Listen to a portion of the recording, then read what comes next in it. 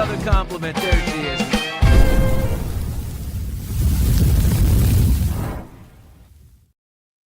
Hey, how you doing? Welcome to Hot Mics here in Maine. On an island in Maine, it is I, the Bushman, suffering from a terrible soccer loss last night. We're all the biggest soccer fans in the world right now, aren't we? And experts, too. Oh, my God, the arguing over calls. It's unbelievable. USA, Belgium. We went through so much to have a complete team on the field. The president, on the phone, calling Gianni Infantino, the head of FIFA, getting him to reverse the decision to give a red card to Fuller and Balogun. He comes back. He plays. We're at full strength. Yeesh, I'm not so sure it was worth it. I mean, we got spanked. We got spanked like little boys who have been paddled by Belgians. There's 12 million people that live in Belgium, less than New York. And they just jacked us so. Our guys were awful.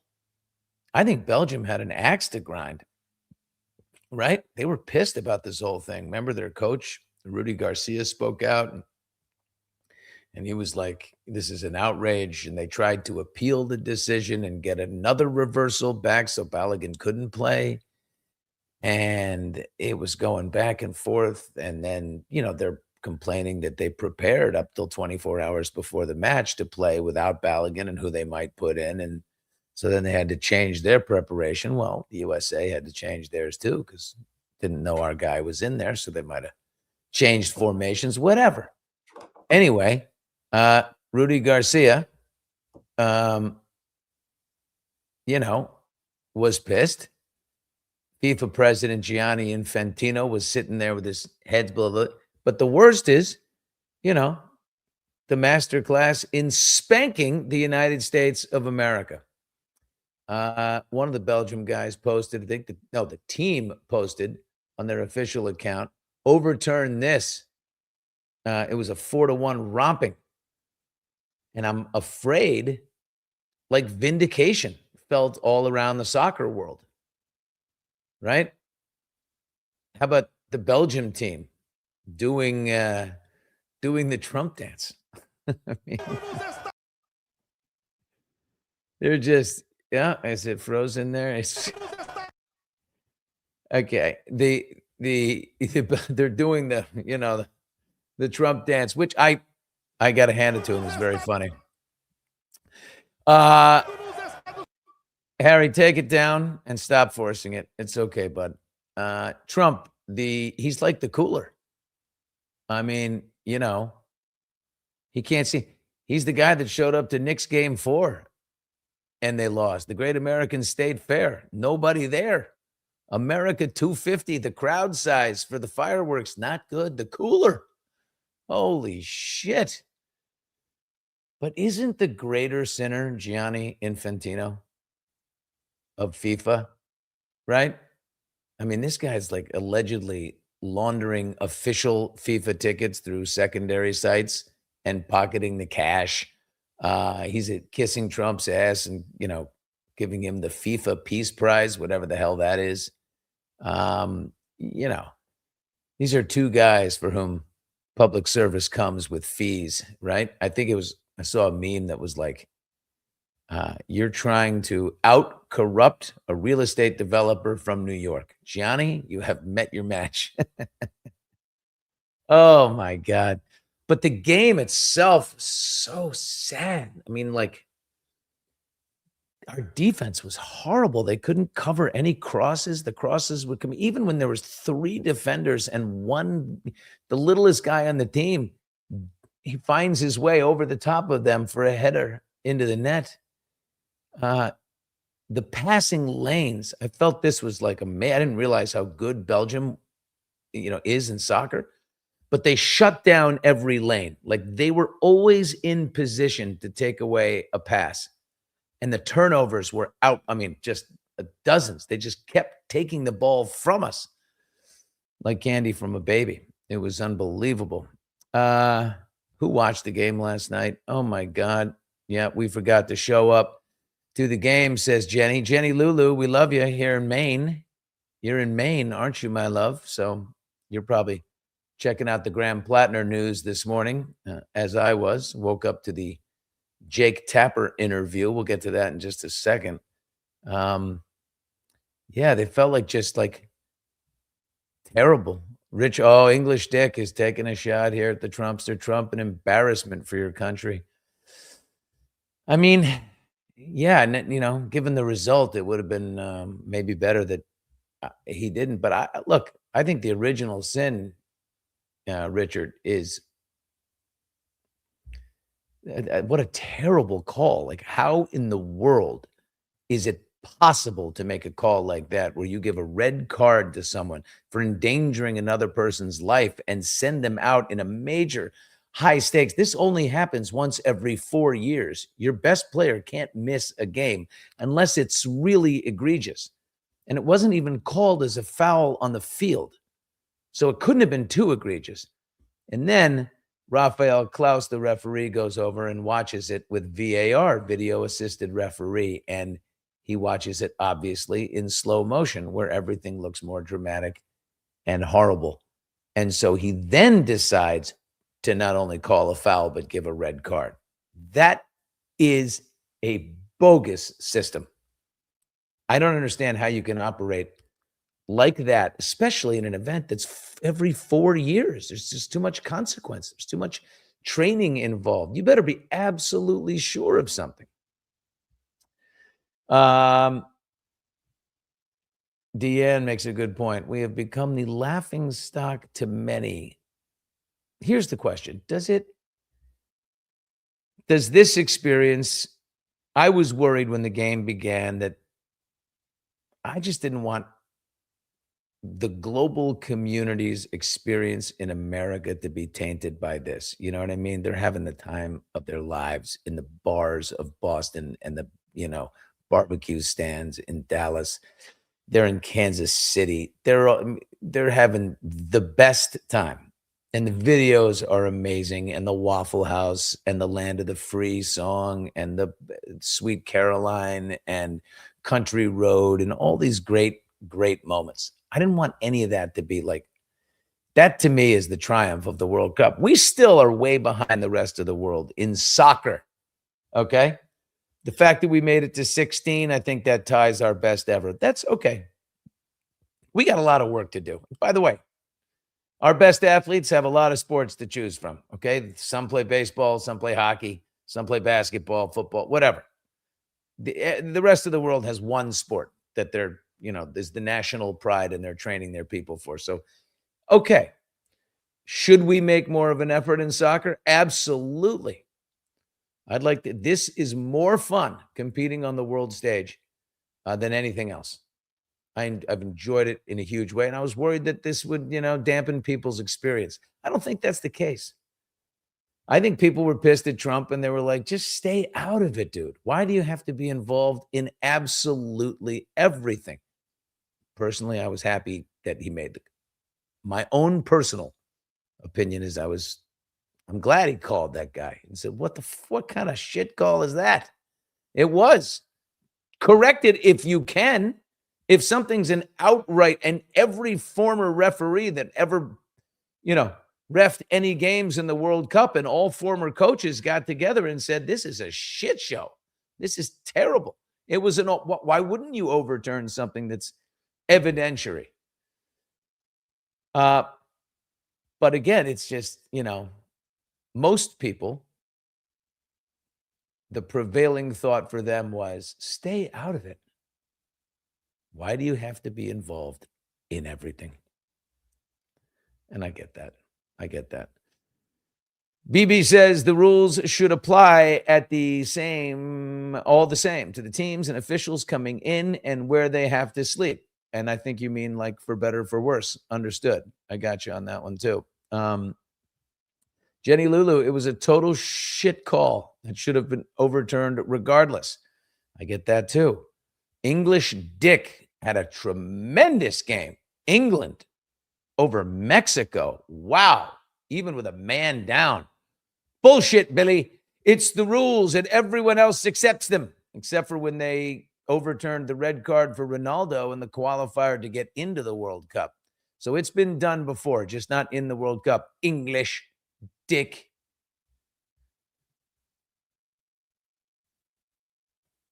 Am I correct? I believe I am correct. Yeah. I just, what is your boy Piers Morgan have to say about it? I'd like to talk. Well, karma did its thing with that game. I'm afraid so. I'm afraid so. It came back to bite us. In fact, we looked like a high school team out there. We just looked awful. England is on fire. Who's with me? I'm Team Norway all the way. I love this guy, Erling Haaland. He is the best. I love everybody going on. I love the wigs that people are wearing, all the blonde wigs all over the place. Nobody's having more fun than Norway. Last night, I had all my old friends we're now in our 50s. But all these people I grew up with were over at my house last night. And it's embarrassing. But is it as embarrassing as my naked butt on the dock here in Maine? I think it's more embarrassing. We did it. Roo! Roo! Roo! Come on, you guys, don't leave it. Roo! Oh, Jesus. Roo! Roo! Roo! Roo! Roo!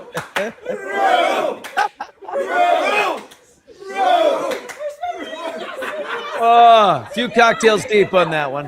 They give us Nina, you Hey, somebody had to stop. There's No stopping. There's no stopping. Hey, that was good. So good. That was good. That was really good. There's my friend Nina in the front, and Cocky, which is a great name, and Ben and Marnie in the back, and Jamie, my Karsten, and my friend Brew. We were going to change it to Brew in his honor, and his son Jack next to me in the back middle there, who's a young Marine.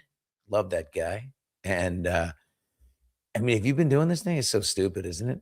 But I mean, they're ruined all over the world. It's pretty awesome. So I'm all in on Norway, my team. So we got some drama here in Maine. Have you guys been paying attention here to the Graham Platner situation? Graham Platner running for the United States Senate seat against Susan Collins, who will be going for her 6th term in the Senate. She is, I believe, the chairman of the Appropriations Committee, which means she's a woman who has a lot of power. And for a state as small as Maine, to have that kind of seat at the table is a pretty cool thing. But Graham Platner is, according to Val Porter here, he's finished. Yeah, I think so too. I don't think there's any way he stays in this race. And for all this guy's problems, being a drunk and violent person, allegedly, an accused bigot, a guy that sent some very shady texts. It's interesting that people are glossing over the fact that he's a crazy ass socialist at the root of it all, but apparently who cares about that? We're going to focus on the other things. 3 women who have dated Graham Platner have said he could be demeaning and physically threatening to women. His own wife said he was texting sexual messages with other women, so he's a bit of a horn dog. Jenny Rasicote is the woman that came forward on Monday. Yesterday, she said that Graham Platner, when they were dating, they were kind of newly dating, that he entered her home without her permission. And can I say the R word? I don't know if we can on YouTube, but he assaulted her in that way while he was heavily intoxicated, and it was nearly 5 years ago.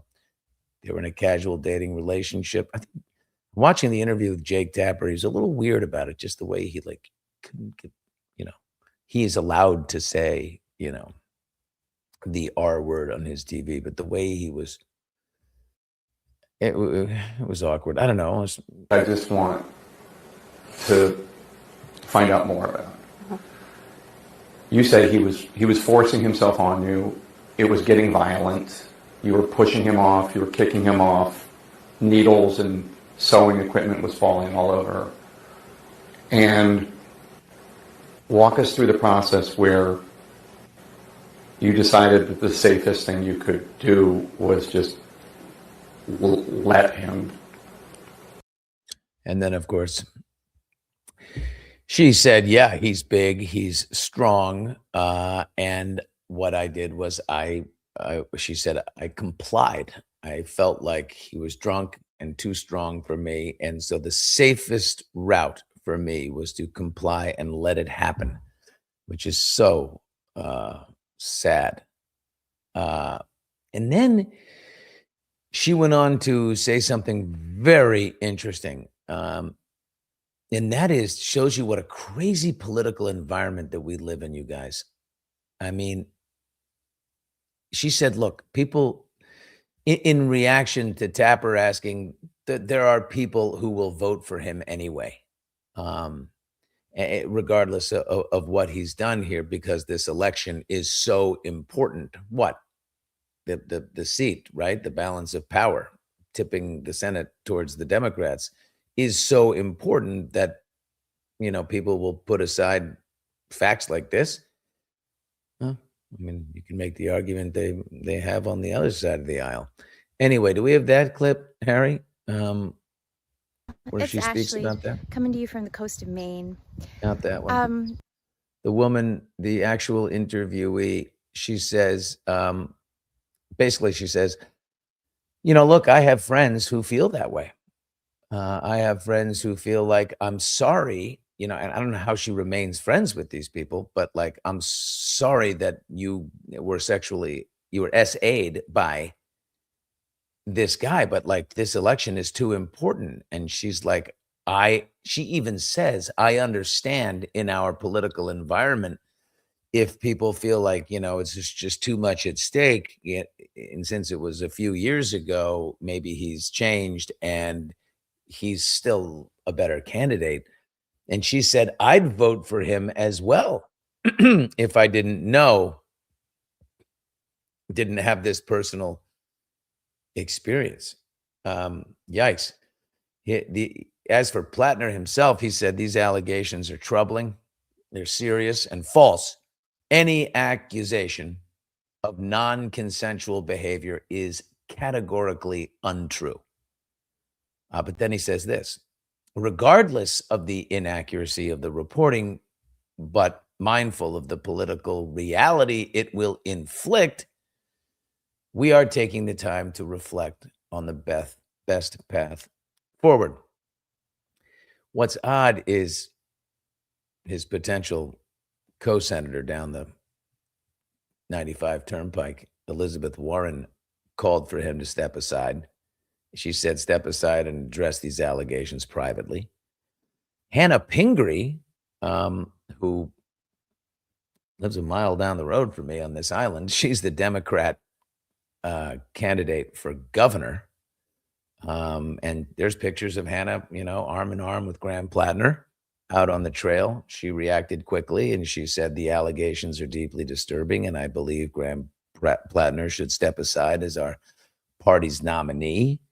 The Pod Save America guys, who are pretty liberal, they want him out. Don't think he should run. Ro Khanna, powerful congressman from California, said Graham should be out. Planned Parenthood, not good when you're the Democrat running for the Senate seat, and Planned Parenthood says they want you to step aside. So his support is caving.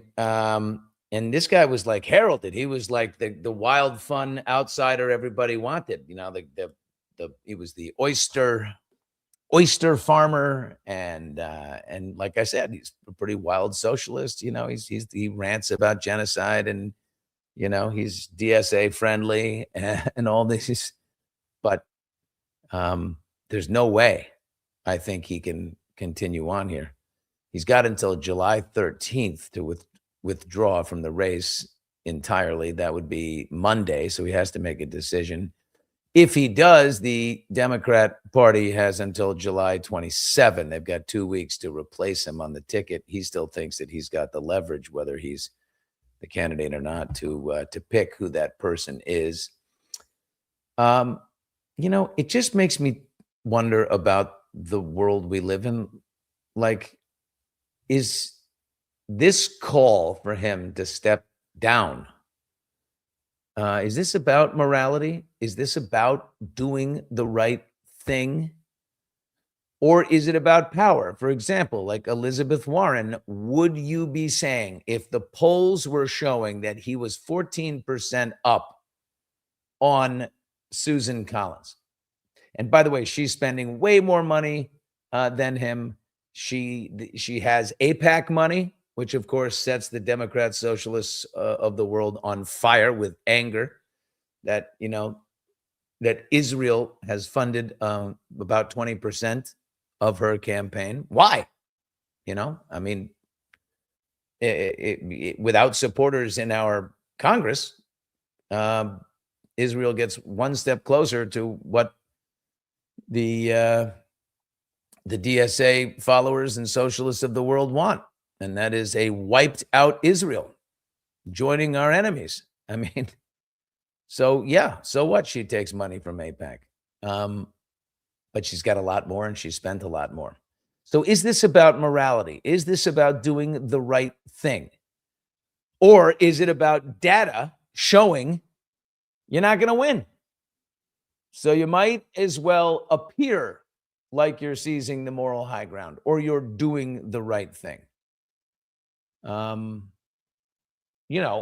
a situation like this, what did Donald Trump do? Everyone thought he was done the first time he ran. He doubled down and he won.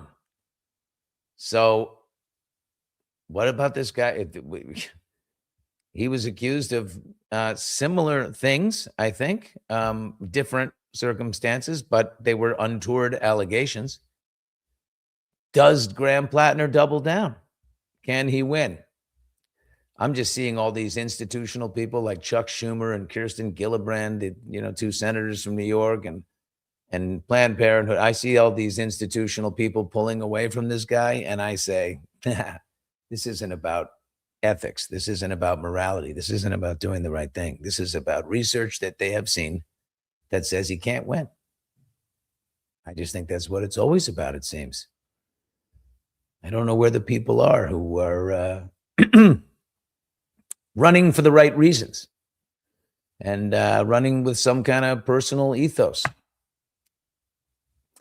Anyway, your thoughts on that? I don't know this candidate, but we've seen men falsely accused. Billy, it's about the data. Yeah, I think so. Yeah, we have seen men falsely accused. Sure. I just can't understand a person who would do that. You know what I mean? Like, who's that evil? Who gets together and says, I'm going to make up an allegation that this person got super drunk and forced themselves on me? By the way, keep in mind, it wasn't like a broke into the house, the event, and then left. He slept over, he stayed there. And then the next morning she was like, do you know what you did? And he was like, no. Sounds to me like either a co-problem or a bigger problem is that he was a total drunk and should probably be sober. And maybe he is. Yeah. You're absolutely right, Billy, says Paula. It's all about the fact that he can't win. I think so too. I just really do. I think there's evidence saying no. Someone in politics, this stuff goes flying around all the time, and it actually happens all the time. Yeah, it's amazing that. But there are people who are still like so political. They're in the fight, and they want they want them to stay in. So we'll see what happens. Now, let me ask you a question, but here's the thing, the morality and some type of code of ethics, you know, from our elected officials, it means something to me. The commercials that I'm seeing on the television here in Maine, where I am, there. And by the way, I mean, last night, USA versus Belgium, it was Graham Platner versus Susan Collins. I mean, every single commercial break was, attack ads against each other or support ads from each other. It was every single commercial break, bar none. You know, one of the attacks on Susan Collins was about all the money that these senators and congresspeople have made. Like, you look at Nancy Pelosi. There's a report that says she came into office 30 some years ago, 40 years ago, whatever it was, with a net worth of $3 million. And she leaves with a net worth of $275 million. With all that access to information and insider trading abilities, and that Congress is exempt from the rules we all play by. And Trump, of course, is a whole different story. But Susan Collins, one of the attack ads, is she's made a shit ton of money. And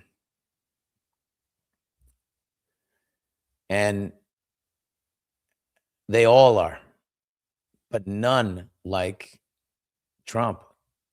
I mean, it's hand over fist. The crypto business, we saw a report about $1.4 billion made there. Not for everyone else, though. The investors all took a bath, like in the steaks and the vodka and the bot. This is about the fees. There's a graph you can see right here. Look at that. This is the Trump crypto family gains versus investor losses. Look at this. It's exactly the same number. $2.29 billion the Trump organization made in crypto so far. And then you look at the investors, they've lost $2.28 billion. How does that work? It's all about the fees. Whether you're selling or whether you're buying, there's a transaction fee built in, and all of that goes to the Trumps. So they make money on us when it's down. They make money when you're getting out. They make money when you're getting in. World Liberty Financial, their crypto biz brought in more than $594 million, while CIC Digital, another company, generated $636 million, mostly from the royalties tied to celebrity coins. So the coins that he sells, he also, people buy. He also reported almost $200 million from selling stablecoin and more than $500 million from World Liberty token sales as well. So it's all tokens, it's all crypto, it's all the traditional business. I mean, he's in heaven here because the traditional business made money, but nothing like the phony business. 77 million from Mar-a-Lago. That's a pretty nice club, I guess. 25 million from the golf club in Northern Virginia. All these things. The latest, though, is the tungsten mining in Kazakhstan. This is incredible. Remember, Hunter Biden was vilified for serving on the board of Burisma, a Ukraine energy company, for making $3 million. What does this guy know about energy in Ukraine? Well, Eric and Don Jr. are on the board of an investor group or part of an investor group that is benefiting from tungsten mining in Kazakhstan. The United States cut a deal with Kazakhstan to allow us to mine for tungsten, which all I know is that stuff that's on the front of my putter, to the great benefit of the U.S. investor group, which includes Don Jr. and Eric. Again, Biden was excoriated for this, and maybe because he was such a wuss doing it. Maybe he did it meekly. Maybe he didn't do it big enough. And then even we just had this big semi-quincentennial 250th celebration, which started out with a group called America 250. It was a bipartisan commission established in 2016 to put on a bipartisan party for America.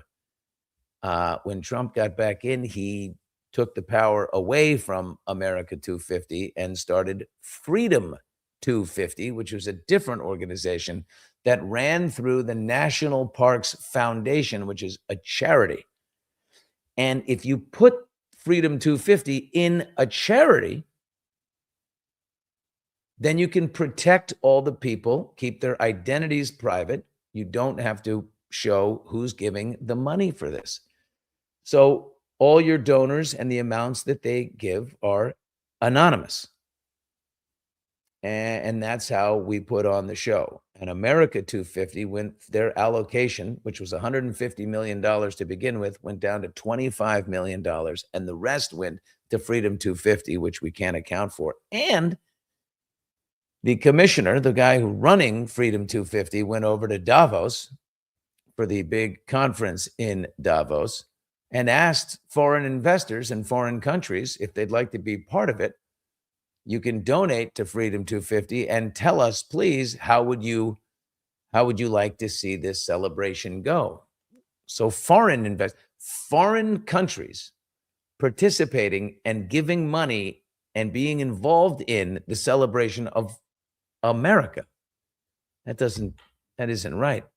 And by the way, the guy running the website for all of the events, so when people showed up, and there wasn't very many of them, but whoever did show up gave their information, and all of that was collected to go into the political database. So it was extremely partisan. I got a problem with all this stuff, as you know. I just want to see our country be, every time someone extreme gets power and goes in their direction, it gives rise to someone else extreme. And that's what we're seeing right now with the DSA. Like, wait a minute.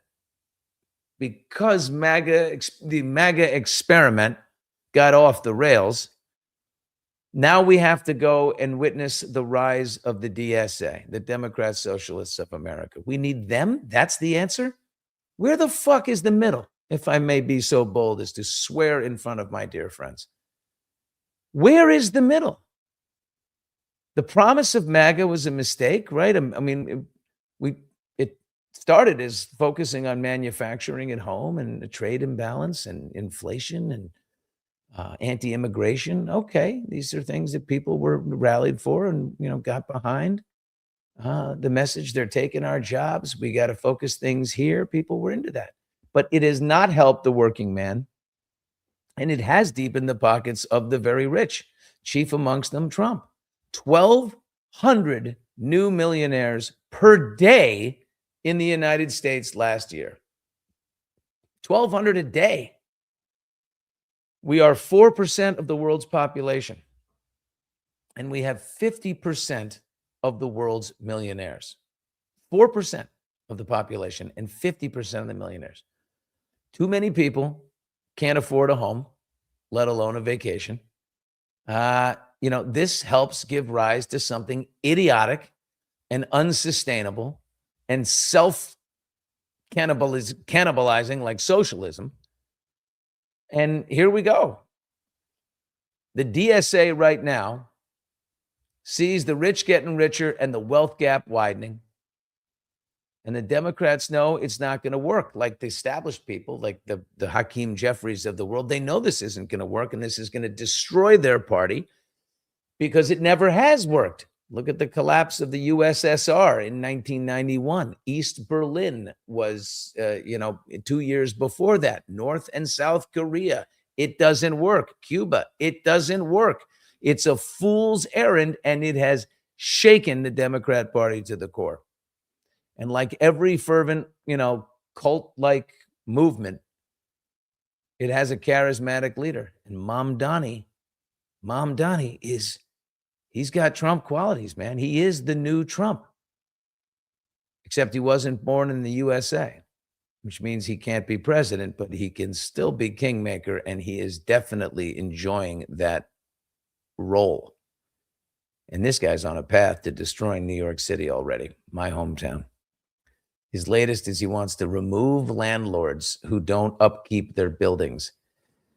Problem is, he's also imposed rent control, right? He's putting them in all this. So you're saying, let's say rent control is at $4,000 a month for rent. Okay. You can't raise that. But because of the way the supply chain and other things are, means you have to fix your building and operate your building for that person, let's say $3,000 a month, and then you can make $1,000 in profit. Problem is, to fix a building that are old, you need to raise rent.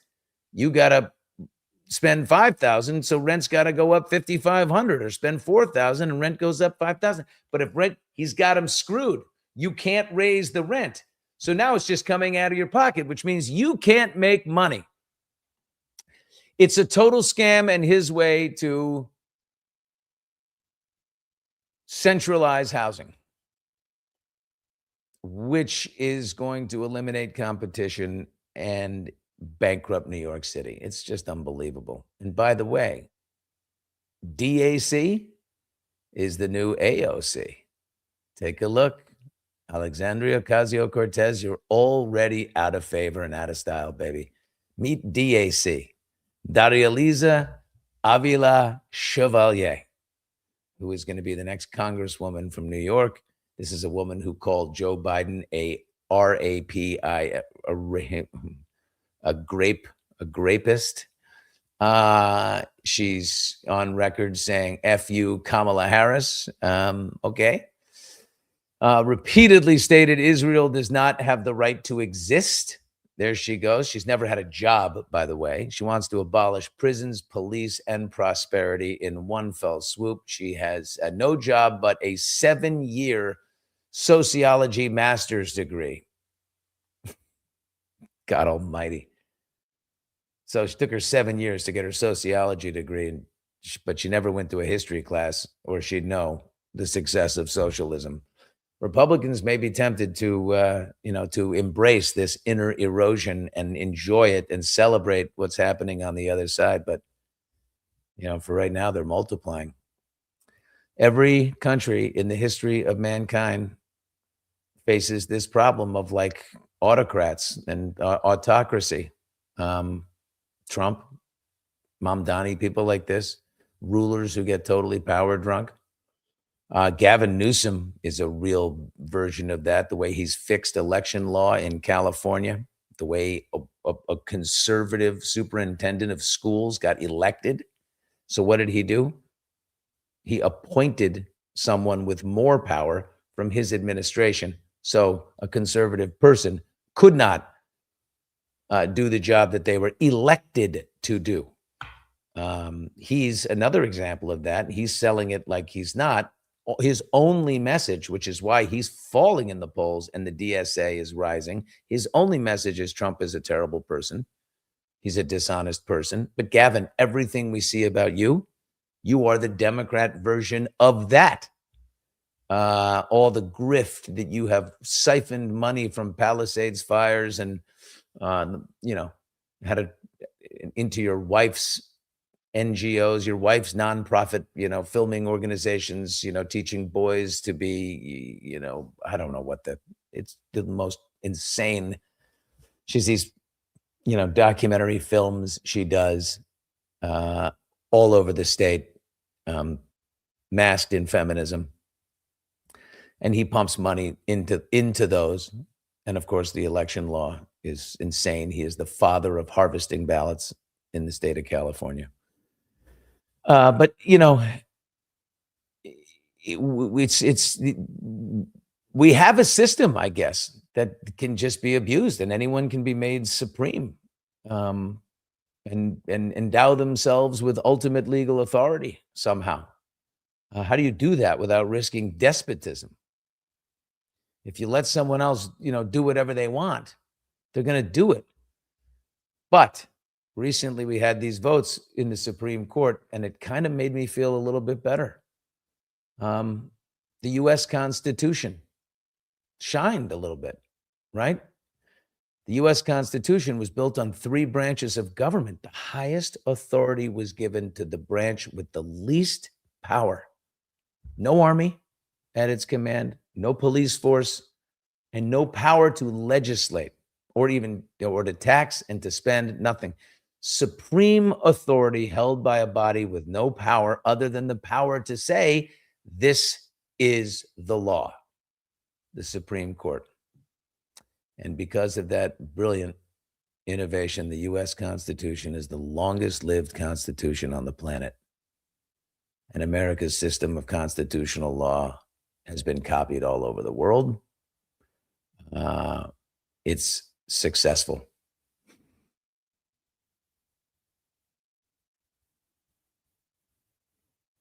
I look at those justices. If you want to say the most powerful person in the world, it isn't Trump. From what I just saw from that Supreme Court, it's Chief Justice John Roberts. Because in all of the majority decision, not all of them, in the majority of the majority decisions, he was the one who authored the opinion. I think that guy's got a lot of power. Speaking of the Supreme Court judges, though, I have an issue with a remark from Megyn Kelly in response to the mail-in voting rule. Remember Judge Amy Coney Barrett, who was a Trump appointee, a conservative judge? She voted with the liberals, I guess, in a 5-4 decision that allowed ballots to be counted after Election Day. Megyn Kelly said Amy Coney Barrett is a turncoat. She's constantly siding with the left. That's the wrong way to look at it. I don't siding with the left, siding with the right. She's interpreting the Constitution as she sees fit. I like the fact that people can vote against what you think they will, like Brett Kavanaugh, for all the shit that they put that guy through. He has voted in ways that I guess would be surprising, only given the politics of the person that nominated him. You know, same with Neil Gorsuch, who's on the Supreme Court. He has voted in ways that are surprising, and obviously, let me put it more clearly, more directly, ways that would piss off Trump. I don't see that on the liberal side.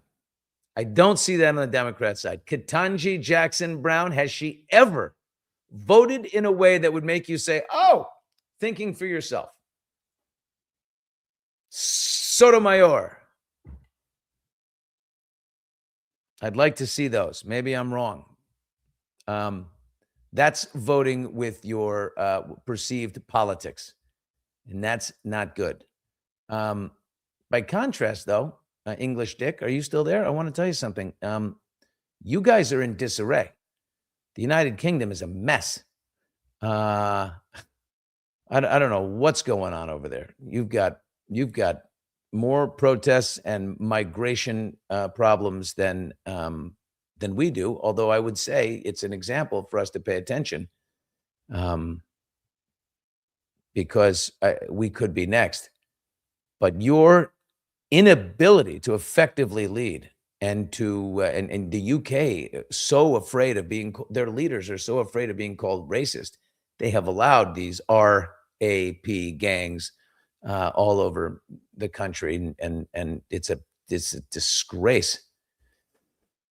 I mean, what do we do in that case if it comes here? I don't know. Our politics are messed up, but I think we can get back on board. I believe it, and that takes independent people. I don't know. It takes I don't know. I think our party politics are so divided that, like, is it possible for a Democrat to vote for a Republican if it's a really good Republican? Like, what's the name of that governor in Vermont? He's really popular. Tony Scott, I think his name is. He's a Republican governor, but the Democrats love him. He's like a very rare example of someone in this country who's been able to bring people together. Ronald Reagan, I think, did a decent job of it, in my lifetime, but I really want to see that again. One last day. Let's go out with this one. This one's a classic. You people are going to love this. This is from the Toronto Dyke March. Their name, not mine. Their motto, which they chanted in the streets: "We're here. We're queer. Free Palestine is our demand. We're here. We're queer. Free Palestine is our demand." Free? That is a laughable word. And for your altruism, they will thank you when all is done by hanging you off of cranes and batting you around like a piñata. Because in the Sunni and Shia traditions, relationships are only permitted between men and women. Why are all you gay people marching Free Palestine? Are you crazy? The most compassionate scholars will preach some compassion shown to those who are committing a sin, but, be not mistaken. They see you as a sinner. They do. There are some progressive Muslims, perhaps Mamdani is that. But they're a very small group. And speaking of tying it all together, the United Kingdom, the Prime Minister on his way out, Keir Starmer, gave an unbelievable quote. "I'm really proud that we've got the gayest parliament. I don't think just of all time, but anywhere in the world. I don't think there's any parliament that is gayer than this one." You're going to miss that guy, aren't you? Oh, my God. It's incredible. Yeah. How much money does someone need? Oh, my God. Yeah. Oh. There's Christina. It sounds like from his first term, the Trump family lost a ton, but it sounds like it's not going to happen this time. Oh, no. Listen, that's a really good point, Christina. I think the reason why, first of all, the reason why Trump ran again, one, when he got in there, he admittedly didn't know exactly what he was doing, and the Republican Party felt like they had control of him, not him controlling them. So they put serious, quote unquote, serious people like John Kelly and James Mattis, Mad Dog Mattis, and John Bolton, security advisors and things, that all these people around him to keep Trump from his worst instincts, right? They were a security blanket for the country to keep him from his worst inclinations. And then that pissed him off. And so he wanted to go and correct that by running again. But I'm pretty sure, judging by many people who I know who know him and what has been shared, that he saw so much on the table. He saw a position from which, if he changed things around, he could leverage a great amount of power and business and make a lot of money.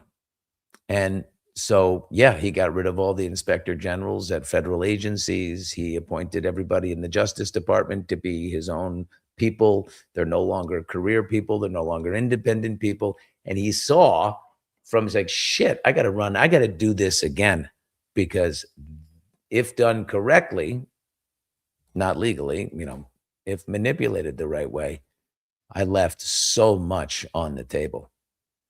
And so, yeah, I think that's where the MAGA party is peeling away. He's not running again. So, thanks for the support, but he's going to make a lot of dough on the way out. The question is, he's going to pardon himself, and he's going to pardon his family. He's going to pardon everybody in the organization for past activities and for future activities and all that. And then this very Supreme Court, which faced him and made some decisions he didn't like, but showed that they are the ultimate authority, guaranteed the Democrats are going to bring a whole bunch of this stuff their way, and they'll have to decide if his pardons are legal, if they should stand. Given, will they hear a case in which evidence is presented that it shouldn't? That will remain to be seen. But I think it's pretty darn accurate analysis of the situation. Sounds like from his first term, yeah, he lost a ton. I think that is absolutely correct.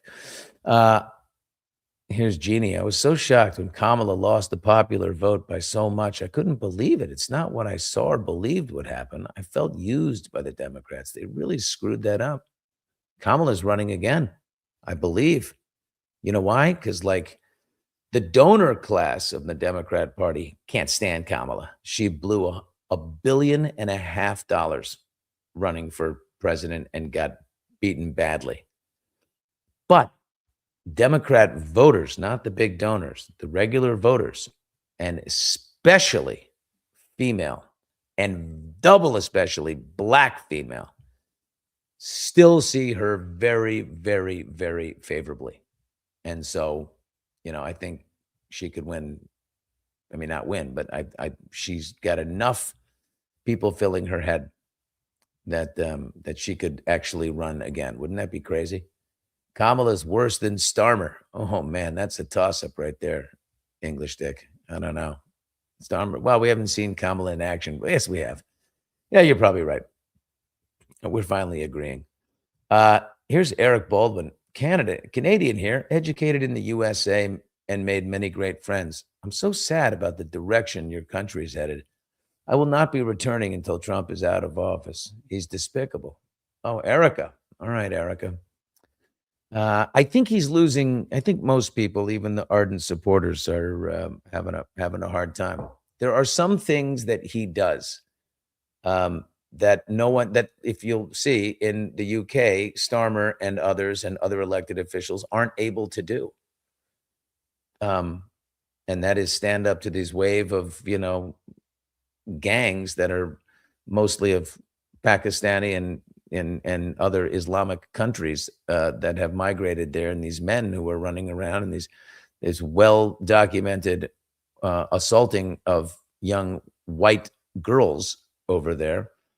They don't have the stones to stand up to what is going to be called, oh, I'm racist because I'm addressing a very clearly defined 95% group who is doing something terribly evil. We'd rather not be called racist. Their identity politics and wokeism is deeper than it is in the United States. And the one thing Donald Trump has done here, which you cannot, he's the only one with the stones to stand up or not give a shit about anything like that and plow right through it. I hope our next president is someone who will call it out and maybe do it in a slightly more, delicate way, or a little bit less inflammatory. That's all, but still with the same stones. Okay. Thank you, Erica Baldwin. We appreciate you. I would love to see you come back to Cape Breton. Cape Breton golf is the best, Erica. Oh, I played there. You're right. Thank you. That was last summer. So fun. Oh my God. Really nice golf up there. It's like it's Nova Scotia. Stunning. Beautiful little part of Canada connected to Maine. Okay. We did it today. Sometimes we got to do it. Sometimes we got to talk about our world and our politics. We got to do it. And tomorrow we'll be on to something else. But Billy, you need to come play at the Booth Bay Country Club. Okay. Jenny, maybe I'll do that. I'm going to go look up and see how far that'll take me. Will you be up there? I'd love to say hello to you. I'm going to work on it. Final word. Oh, did you all see the veterans and active duty members marching in Philly last Saturday against this administration? I've never seen that many veterans together. Okay. Graham Platner. I think by tomorrow morning when we talk, he's going to be out. What do you guys think? Quickly here, last thing. This is 11 a.m. Normally we do 12 a.m. Is that a different, difficult to adjust to? Is that okay for the summer hours? We could go back to 12. Just means no picnics.